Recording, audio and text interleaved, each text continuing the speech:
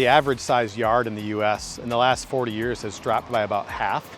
But a lot of people are moving into these, smaller lots in most major cities, and they're thinking they can't have outdoor living like that. I don't have enough space. If you had a 15 by 30 foot room in your house, that would be a big room. Right. And but that's the area between a garage and the back of the house. Like you can still do a lot.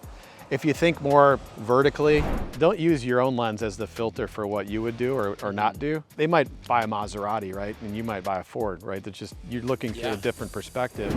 In the context of that quote, in that $50,000 job, what are you talking, like 1%, half a percent? It's so small. If that aesthetic and that look is right for that homeowner, then offer it to them. Hey everyone, right now I'm at Belgard University in Southern Pines, North Carolina, and I'm excited to interview Joe Raboine, who's the Vice President of Design at Oldcastle. And today we're going to talk about designing for small spaces. Awesome. Yeah, thank you, Jack. So one of the cool things that I get to do with my job is look at kind of these macro trends of what's happening in outdoor living. And well, we look at the average size yard in the US in the last 40 years has dropped by about half. In fact, it's 40 years ago it was about a half acre. Now we're just over a quarter acre roughly. But that's an average. But if you look at new home construction, the average lot size is about 7,000 square feet roughly, about at least 40% of them are. And 20% of those are even smaller. So when we think about our product development, our sales and marketing, all of the above and kind of the solutions approach, historically we would think of outdoor living being primarily suburban or like estate size, and still that's our bread and butter. But a lot of people are moving into these smaller lots in most major cities, and they're thinking they can't have outdoor living like that. I don't have enough space. In reality, they do, but you have to look at it a little bit differently. It might be maybe they only have 15 feet behind the house, and there's a wall or there's a garage, and it's 30 feet long. Or you maybe look at a side yard, or maybe look at the front yard. And so just kind of thinking different, like it's not just the backyard. There are different ways to think about outdoor living spaces. And then there's also a huge segment of the population that's now living in apartments and in condos. And how do we work with developers and architects to design outdoor spaces for them as well, right? Whether it's common space or something adjacent to their apartment. So it's just interesting because interest in outdoor living is at an all-time high. It's the #1 requested feature that people want now, even surpassing kitchens and kitchen remodels. Really, but yet it's shrinking. As far as enhancements to their existing home? Yeah, if you look at, it was kitchens for a long time. Before kitchens, I think it was with master bedroom suites, and you go back 30 years, it was rec rooms. But now people are on their wish list are looking at, I want an outdoor living space. Well, if you look at that in the context of lots being smaller, these people still are building pretty significantly sized homes, and they have oftentimes moved from a larger lot to let's closer to the center of the city. And they're like, yeah, I just can't get one. And so for us, it's partly education, where we're talking to contractors and designers and suggesting that they look at it differently, right? Where, if you imagine, if you had a 15 by 30 foot room in your house, that would be a big room. Right. And but that's the area between a garage and the back of the house. Like you can still do a lot. If you think more vertically, what can you do for screening and adding greenery and things like trellises? How can you create like hybrid spaces where it might be built-in benches? Maybe you have a fire pit, but during the day it acts as a coffee table, and you build a cover for it. Maybe if you're building a retaining wall, maybe build benches into the wall instead of just going 4 feet up. So it's just kind of reassessing what you can do, because oftentimes those spaces end up being just as expensive as a larger space because you're putting a lot in there. But you're able a lot of times as well to add more features like lighting, sound systems, structures, things like that. So it's just stepping back for a minute and going, when we talk about outdoor living, and we're kind of guilty of it in our own marketing, where we show these big, beautiful projects, which are really the things that excite people.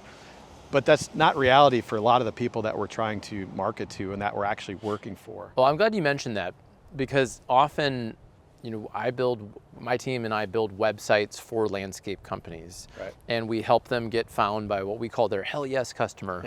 And sometimes their hell yes customer and their hell yes project is not the $250,000 install. It might be a $50,000 or a $70,000 thing, but when we look at their homepage, they often show the photo of the biggest project that they've ever done.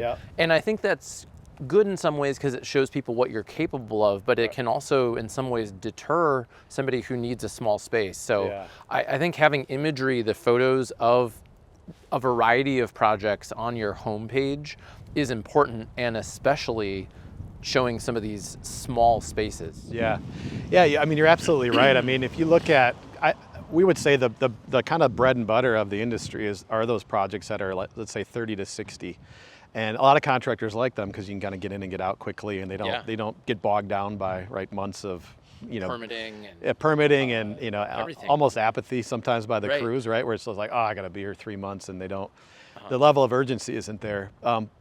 But you're right, when you do look at it, and again, even with some of the marketing that we've done in the past, you look at and if homeowners don't know any better, they're going to assume that those are the only types of projects. Or if they see a large mansion or estate, like, whoa, I can't afford pavers. Clearly, that's way out of my league.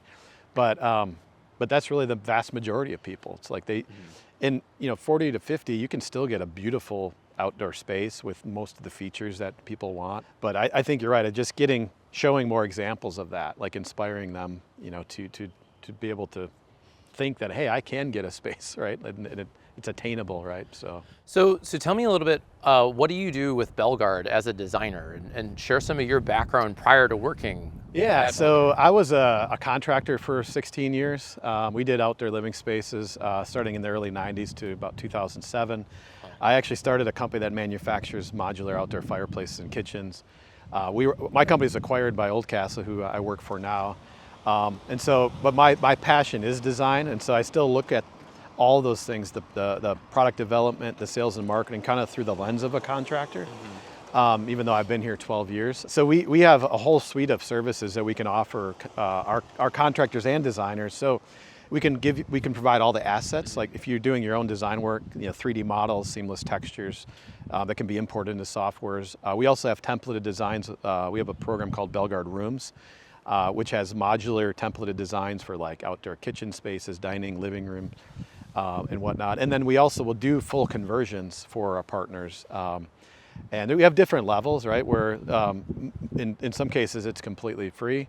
Some cases we may charge a little for it, but it really just depends, where you need help, right? So who uses those design services? Are these design build firms that have an in-house designer, or are they more so build and installation companies that don't have a designer? I would say both. Some of the ones that do have their own design build, they might just do 2D work, and they don't convert them.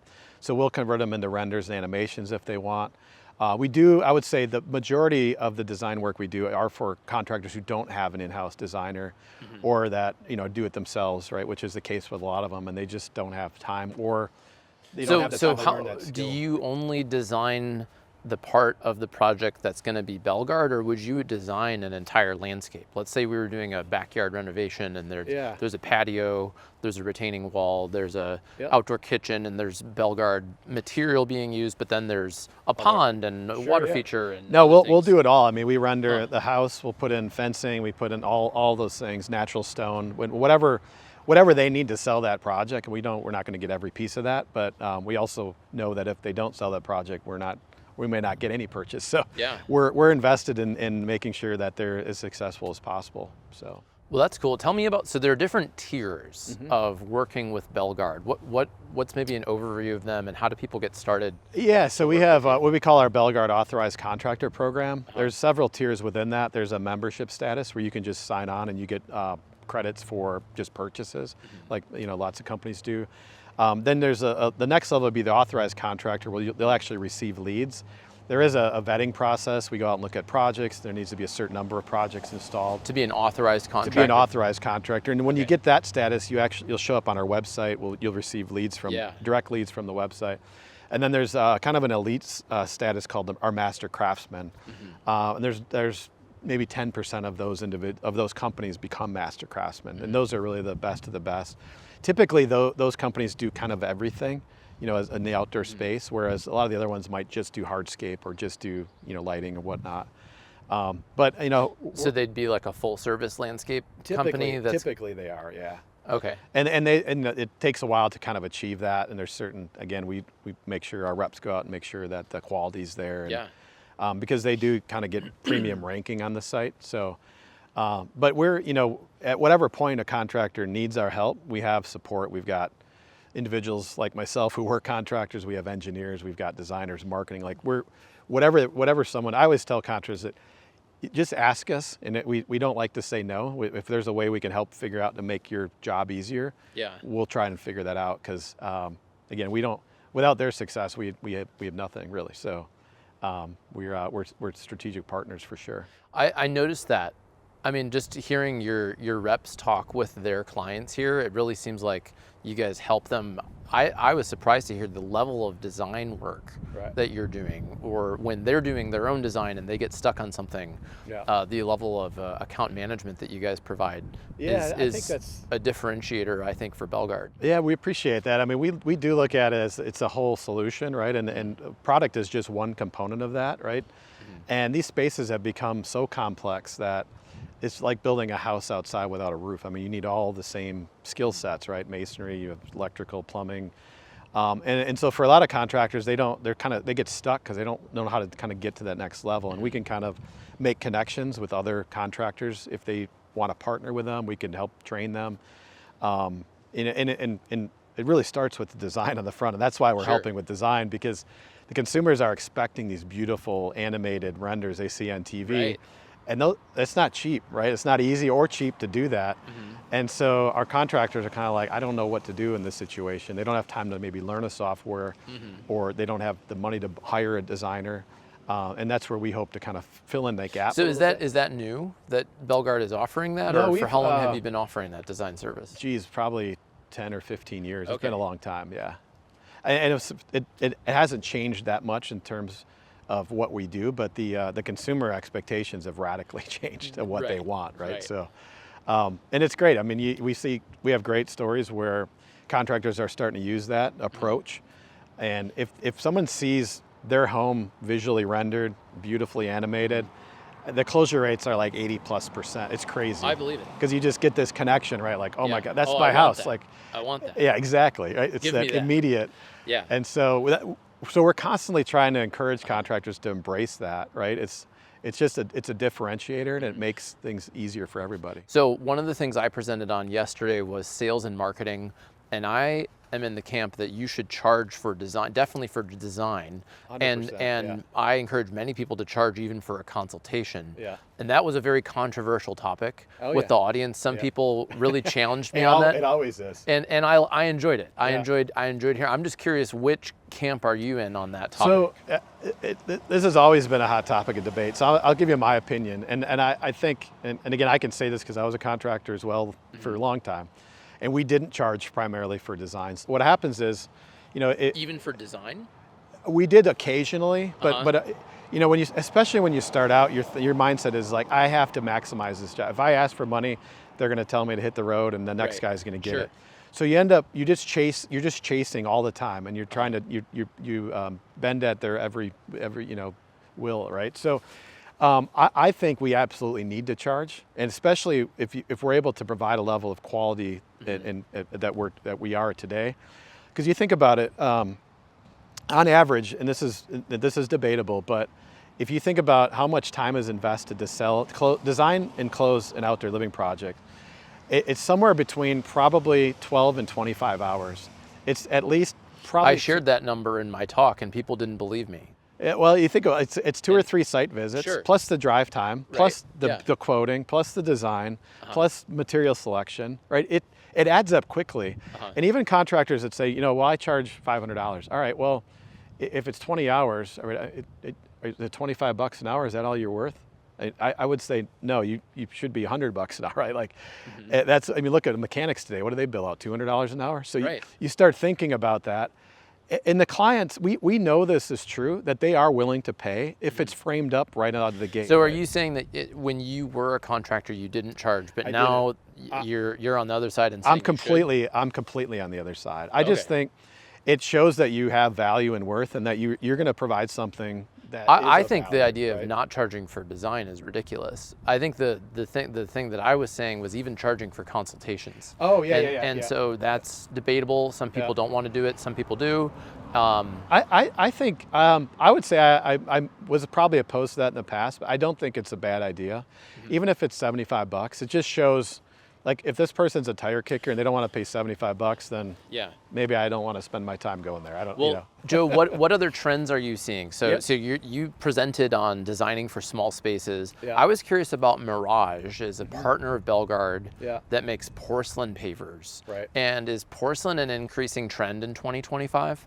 Oh, absolutely. I think we started our partnership with Mirage, I want to say 9 years ago, quite a while ago, and we started to see that trend kind of infiltrate what would be traditional hardscape.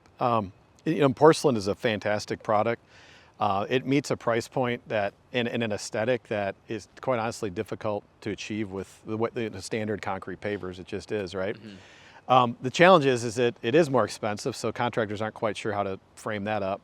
But it's also a little bit, I would say, slightly more difficult to install. It's just a slightly different method. So a lot of contractors are kind of shying away from it, but we've seen some beautiful projects that mix both, right? Where it's mixing materials and maybe somebody's covering a porch, right? Where you can only cover it with a thin veneer, and it's a great. I was curious, so we're in North Carolina right now. Where geographically in the United States are you seeing porcelain as a trend? I've mainly heard about it from clients in Missouri, New Jersey, mainly northern states where there are colder temperatures. Is it growing in the South and Southeast? Yeah. Also? I mean, for us, I would say big markets like California, Texas. I'm seeing it Florida, in California as well. And a lot of that. But a lot of the contractors I talked to here weren't using it yet, and it seemed new to them. Yeah, Is that fair? And I would say as a rule of thumb, I would guess maybe 10 or 20% of contractors have ever even tried it. They're just, I think not. It's just different, right? Well, there was hesitation around the budget part of it. So how are the Belgard contractors who are selling porcelain? Who's buying it? Is it the upper echelon of outdoor living who's buying it? Is it the super affluent? Is it where and how are they positioning it? It's a good question. It typically is the upper end of the kind of the demographic, but a lot of people use it for inlays and whatnot. I always frame it up. Are you seeing it in small spaces too? Oh yeah, absolutely. Yeah, in small spaces. Look, and this is what I talk to contractors a lot about this. Don't use your own lens as the filter for what you would do or not do, because the consumers, I mean, they might buy a Maserati, right? And you might buy a Ford, right? That's just, you're looking through a different perspective. And at the end of the day, the context, the percentage of that little bump, right? So if it's a couple dollars a square foot more, let's say, for whatever the material is, in the context of that quote, in that $50,000 job, what are you talking, like 1%, half a percent? It's so small that, so don't let that kind of cloud your approach. If that aesthetic and that look is right for that homeowner, then offer it to them, right? And you can always back off from that and do whatever, but absolutely huge. Well, and backing off of it was one of the things I shared in my sales presentation, was to get a meeting to present your design to people, whether it's in person or over Zoom. So if you're presenting porcelain and that's the budget breaker, you could pull it back, or you could reduce it, or you could do mixed material. Don't just drop your price. If you don't have a conversation, then it's you might be losing out. No, for sure. And I mean, I've seen some just super cool jobs where you integrate multiple materials like that, and they're beautiful. So well, Joe, I'm about to go on stage to talk about recruiting, so awesome. I better go. Belgard U has been amazing, so I partly just wanted to thank you for having me, and thanks for coming on the Landscaper's Guide podcast. Awesome. No, it's a pleasure, Jack. You did a fantastic job as well. Nice meeting you. If you enjoyed today's conversation, make sure you like this video and subscribe to our YouTube channel for weekly updates with sales, marketing, and leadership ideas to grow your snow and landscape company. I'm Jack Jostes, and I'll see you in the next video. Hey everyone, right now I'm at Belgard University. I'm excited to interview Joy. Okay, that's all right. That was my blooper. Okay.